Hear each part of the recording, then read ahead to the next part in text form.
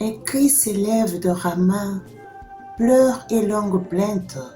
C'est Rachel qui pleure ses enfants et ne veut pas être consolée car innocents.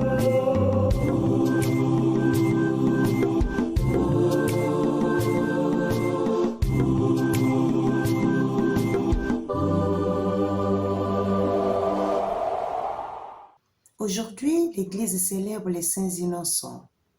La figure d'Hérode est mise en exergue à cause de sa colère, sa jalousie, sa soif de pouvoir et de dominer. Il intima l'ordre de tuer tous les enfants jusqu'à l'âge de 2 ans à Bethléem. Les âmes innocentes sont étalées à cause de la méchanceté humaine. Blessés, choqués, ancrés dans la douleur qui touche l'âme, les lamentations et des pleurs se font entendre. Elles viennent de Rachel et elle ne veut pas qu'on la console parce que ces petites âmes innocentes, sans défense, ni voix, n'y sont plus. Notre société du jour au jour est remplie de la présence remarquable d'Hérode, homme au cœur dur et sadique, qui, même aujourd'hui, massacre, fait couler du sang, expression de non-respect des droits humains et de la dignité de la personne humaine. Hérode est en œuvre à travers certains gouvernements des dictateurs, des assoiffés du pouvoir, qui par leur agir occasionnent des guerres dans beaucoup de pays du monde. Et pendant ce temps, les personnes exposées aux conséquences néfastes de ces tourbillons d'événements sont entre autres celles qui, depuis les temps immémoriaux, sont classées au nombre des personnes faibles. Nous nommons ici les enfants. Parce qu'ils sont fragiles et innocents, ils sont facilement exploités et manipulés. C'est le cauchemar des mondes qui met en exergue un arsenal juridique de taille, défendant et protégeant les droits des enfants, les interdisant de les enrôler dans l'armée, mais des normes qui sont, dans la plupart des cas, d'application difficile. Parce qu'ils sont enfants, des êtres fragiles, ils sont exploités lors des conflits armés qui secouent notre monde aujourd'hui. En dépit de leur innocence et de leur jeune âge, ils sont initiés à des actes de cruauté, des actes inhumains et dégradants. Ils tuent et on les tue. Ils massacrent et on les massacre. Ils violent et ils sont hélas violentés. Où est passée leur dignité? Qu'en est-il des droits promus dans la Convention relative aux droits de l'enfant et beaucoup d'autres textes juridiques? Comme jadis Rachel, les femmes de droit aujourd'hui se lamentent, pleurent et crient au respect des droits des enfants. Ces dernières accepteront-elles d'être consolées tant que ces droits restent de simples et belles paroles écrites et sont bafoués du jour au lendemain? Le cœur de Rachel saigne.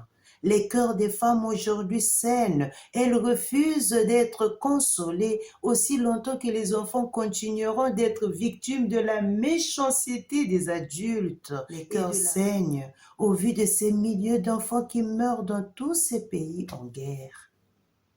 Dans un passé récent, en effet, le monde a enregistré beaucoup de scénarios de tant de corps sans vie d'immigrés.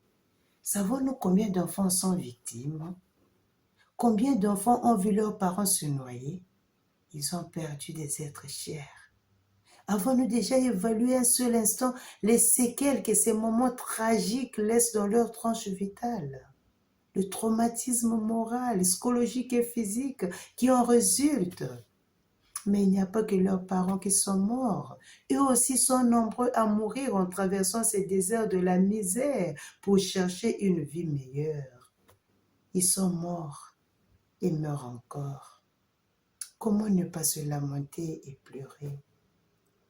Les cœurs des femmes saignent et saigneront tant que le monde ne cessera d'épargner cette couche infantile des actes imaginairement incroyables et intolérables qui sont affligés à ces petites fleurs naissantes. Les enfants sont l'avenir du monde et de la société. Mais le tableau sombre que présente l'UNICEF par rapport à leur situation dans le monde fait couler les larmes de tristesse. Ils sont nombreux, ces enfants qui vivent dans des conditions misérables, qui meurent de faim, qui sont persécutés. D'après une analyse publiée le 13 septembre 2023 par la dite structure et la Banque mondiale, 333 millions d'enfants dans le monde vivent dans une extrême pauvreté. Des millions d'enfants voient chaque jour leurs droits bafoués. Nombreux d'entre eux sont devenus des délinquants, des prostituées, vivant dans des conditions de précarité, d'insécurité, eu égard aux réalités de plusieurs pays du monde. Ils ont par conséquent perdu leur dignité. Ils ont perdu le sourire. Et pourtant, ce sont nos enfants. Ils ont besoin d'être traités comme tout enfant en vertu du principe d'universalité de respect des droits de l'enfant. Aujourd'hui, face à un monde indifférent et sourd aux cris de l'humanité qui cherche la justice, et devant ce tourbillon qui submerge ces roses naissantes, la jadis voix de Rachel, mêlée à celle de toutes les femmes, se font entendre. Ce que Rachel et toutes ces mamans attendent fermement aujourd'hui n'est rien d'autre que le respect des droits des enfants, leur protection juridique et leur bien-être. À l'orée de cette nouvelle année, faisons que les yeux de Rachel et ceux de toutes les mamans ne versent plus les larmes. Défendons la vie de ces énigmes lumineuses qui sont ces enfants.